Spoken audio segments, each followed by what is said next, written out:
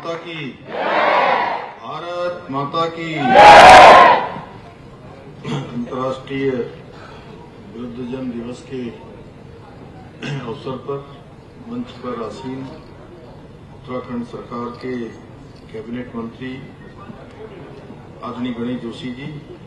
अध्यक्ष वरिष्ठ नागरिक कल्याण परिषद श्री रामचंद्र गौड़ जी, उपाध्यक्ष श्रीमती शांति मेहरा जी, उपाध्यक्ष श्री हरक सिंह नेगी जी, एससी आयोग के अध्यक्ष श्री मुकेश कुमार जी, सचिव समाज कल्याण डॉक्टर श्रीधर बाबू अदांकी जी, चंद्र सिंह धर्मसत्तू जी, निदेशक समाज कल्याण विभाग एवं सभी हमारे अधिकारीगण और आज हमारे इस अंतर्राष्ट्रीय वृद्धजन दिवस के अवसर पर इस सभागार में उपस्थित मेरे सभी वृद्धजन, सभी बुजुर्ग, सभी उपस्थित हमारे माताएं, बहनें, सभी नौजवान साथी, मैं आप सभी का आज अंतर्राष्ट्रीय वृद्धजन दिवस के अवसर पर आप सभी को हार्दिक बधाई देता हूं, शुभकामनाएं देता हूं। साथ ही आप सभी को शारदीय नवरात्रि की महानवमी की भी शुभकामनाएं देता हूं और मां सिद्धधात्री से प्रार्थना करता हूं कि वे हम सभी पर अपना आशीर्वाद, अपनी कृपा बनाए रखें। ये मेरा सौभाग्य है कि मुझे आज इस विशिष्ट कार्यक्रम के माध्यम से मातृ पितृ तुल्य हमारे सभी वरिष्ठ नागरिक जनों का आशीर्वाद और स्नेह प्राप्त करने का आज के दिन इस शुभ अवसर प्राप्त हो रहा है। यह आप सभी का आशीर्वाद है कि मुझे राज्य के मुख्य सेवक के रूप में निरंतर कार्य करने की ऊर्जा और प्रेरणा प्रदान करता है। हमारे शास्त्रों में कहा गया है, अभिवादन शीलस्य नित्यम वृद्धो असेविनः चत्वारि तस्यं वर्धन्ते आयु विद्या यशो बलम्। अर्थात जो व्यक्ति वृद्धों की सेवा करने वाला होता है उसकी आयु, विद्या, बल में उत्तरोत्तर वृद्धि होती है, भगवान की कृपा होती है। आप सभी वरिष्ठ जन हमारे जीवन के दीप स्तंभ हैं, जो विपरीत से विपरीत परिस्थितियों में भी अपने अनुभव की ज्योति से हमें सही राह दिखाते हैं, हमारा मार्गदर्शन करते हैं। आपके जीवन पर्यंत जो आपने अनुभव प्राप्त किया होता है वो आप हम सभी को उसी के अनुरूप हमारा मार्गदर्शन करते हैं। चुनौतियों का सामना करने के लिए जो अनुभव की आवश्यकता होती है, अपना अनुभव पीढ़ी दर पीढ़ी बढ़ाने का काम आप सबके माध्यम से होता है। हमारे बुजुर्ग न केवल हमारे परिवार के संरक्षक होते हैं, अभिभावक होते हैं, बल्कि हमारी संस्कृति, परंपराएं और मूल्यों के भी वो जीवंत वाहक होते हैं। मेरा मानना है, जिन घरों में बड़ों का आशीर्वाद होता है, उनकी कृपा दृष्टि होती है, वहां सदैव सुख, शांति और समृद्धि का वास होता है, वैभव होता है, हर प्रकार से संपन्नता आती है, घर में संतोष होता है। आज आदरणीय प्रधानमंत्री श्री नरेंद्र मोदी जी के नेतृत्व में देश के वरिष्ठ नागरिकों के सम्मान, सुरक्षा और उनके कल्याण को सर्वोच्च प्राथमिकता दी जा रही है। केंद्र सरकार द्वारा अटल वयो अभ्युदय योजना, प्रधानमंत्री वय वंदना योजना, राष्ट्रीय वयोश्री योजना, वरिष्ठ नागरिकों के लिए स्वास्थ्य बीमा योजना और पेंशन योजनाओं जैसी अनेक योजनाएं संचालित की जा रही हैं, ताकि हमारे वरिष्ठ नागरिकों को सुरक्षित, सम्मानित और सुरक्षापूर्ण जीवन यापन वो कर सकें। इसलिए आदरणीय प्रधानमंत्री जी ने आयुष्मान भारत योजना के अंतर्गत 60 वर्ष से अधिक आयु के सभी वरिष्ठ नागरिकों को निःशुल्क चिकित्सा सुविधा सेवा प्रदान की है। आदरणीय प्रधानमंत्री जी के मार्गदर्शन में, उनके सहयोग से हमारी सरकार भी वरिष्ठ नागरिकों के लिए, हमारे वृद्धजनों के कल्याण के लिए पूरी तरह से संकल्पित होकर कार्य कर रही है। हमारी सरकार द्वारा वरिष्ठ नागरिकों को आर्थिक रूप से आत्मनिर्भर बनाने हेतु वृद्धावस्था पेंशन योजना के अंतर्गत प्रतिमाह 1500 रुपये पेंशन प्रदान की जा रही है। और आप सबको ध्यान होगा कि जब मैंने राज्य के मुख्य सेवक के रूप में काम करना प्रारंभ किया था, उस समय हमारे वृद्धजनों के लिए परिवार में केवल एक ही दंपत्ति, एक दंपत्ति में से किसी एक को ही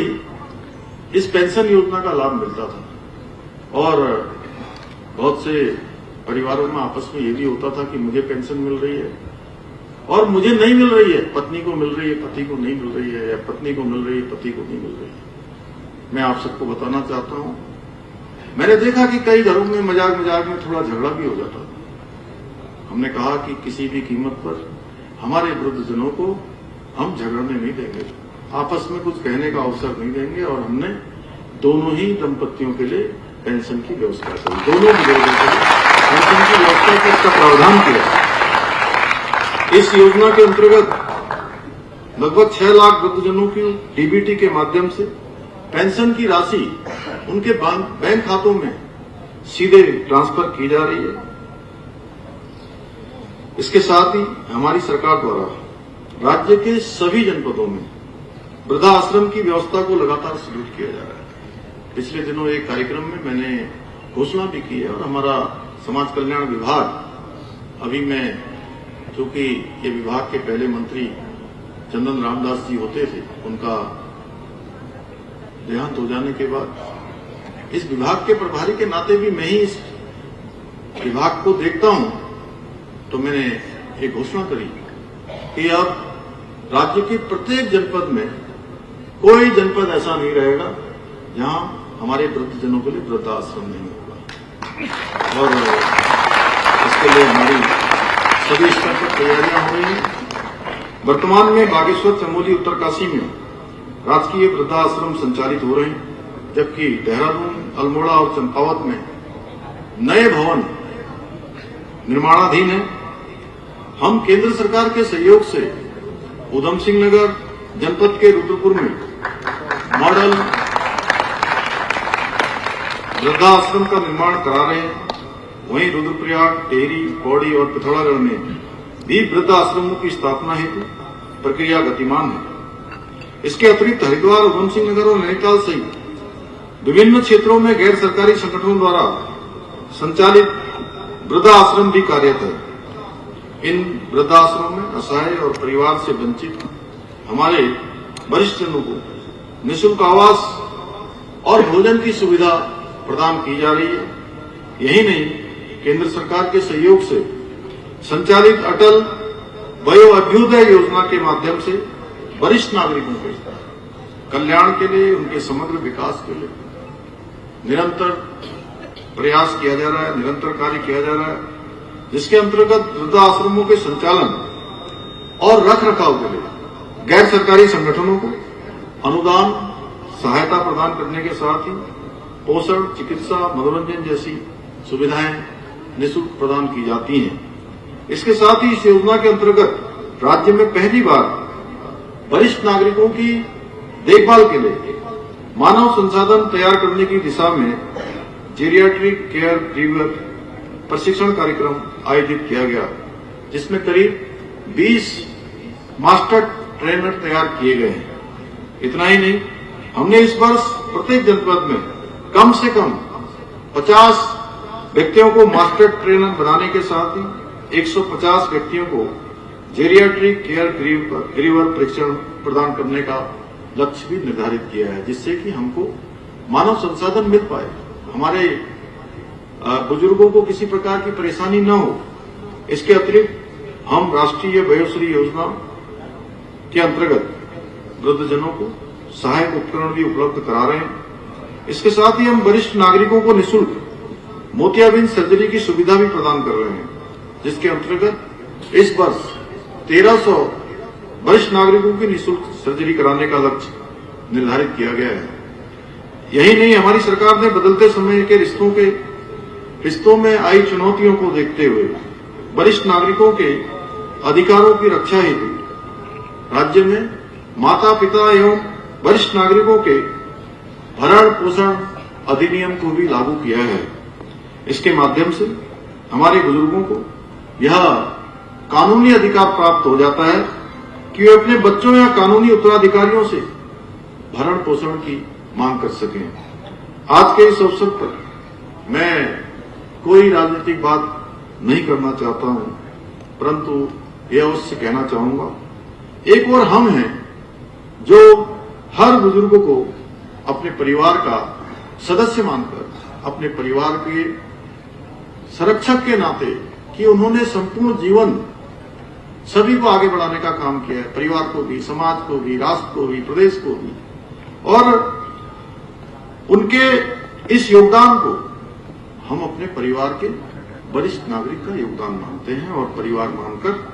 उनको जो भी सुविधाएं कर सकते हैं वो कर रहे हैं। वहीं आज देश के अंदर कुछ विपक्षी दल भी हैं जो हमारे प्रधानमंत्री जी की स्वर्गीय माता जी को उनकी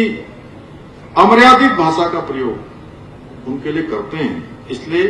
मैं आप सभी से कहना चाहता हूं कि यदि आपको कोई विपक्ष का नेता कभी मिले तो उनसे अवश्य पूछेगा कि क्या उन्हें इस बात पर कोई शर्मिंदगी है या अपने आकाओं के आगे उन्हें सही और गलत का भी पता नहीं चलता है। मैं आपके माध्यम से प्रदेश के सभी हमारे वरिष्ठ जनों को विश्वास दिलाता हूं, सभी बुजुर्गों को विश्वास दिलाता हूं कि आपका ये बेटा, आपका ये हमारे संरक्षकों को किसी भी कीमत पर उनके सम्मान में, उनकी सुरक्षा में और उनकी सुविधाओं में किसी भी प्रकार की कोई कमी नहीं आने देगा और हमेशा आपके साथ खड़ा रहेगा। इन्हीं शब्दों के साथ एक बार फिर से आप सभी को पुनः अंतर्राष्ट्रीय वृद्धजन दिवस की बधाई देते हुए मैं अपनी बात को समाप्त करता हूं। धन्यवाद। आपसे निवेदन है कि वरिष्ठ नागरिक सम्मान संकल्प ये प्रतिज्ञा भी आपके माध्यम से दिलाई जानी है, तो मैं निवेदन करूंगा दर्शक जगह पर बैठे आप सभी लोग उससे अपना स्थान आप छोड़ दें, उस तरीके से खड़े हो जाएं और संकल्प लें माननीय मुख्यमंत्री जी के साथ। एक बार आगे संकल्प लेने की मुद्रा में मैं जीवन पर्यंत अपने परिवार और समुदाय के वरिष्ठ नागरिकों के प्रति सम्मान का भाव रखने और देखभाल करने की प्रतिज्ञा करता हूं। मैं वरिष्ठ नागरिकों के साथ सहानुभूति रखने एवं करुणा के साथ व्यवहार करने के लिए प्रतिबद्ध हूं। मैं उनके ज्ञान और अनुभव का सम्मान करूंगा तथा उनकी आवाज बनने और उनका समर्थन करने के लिए सतत प्रयत्नशील रहूंगा। मैं उनके अधिकारों हितों के बारे में जागरूकता पैदा करने और बुजुर्गों के साथ दुर्व्यवहार के खिलाफ लड़ने के लिए भी प्रतिबद्ध हूं। आइए मिलकर अपने वरिष्ठ नागरिकों के लिए एक सहायक और समावेशी समाज बनाने का संकल्प लें, जिसमें वह सम्मान, प्यार और गरिमा के साथ अपना जीवन व्यतीत कर सकें।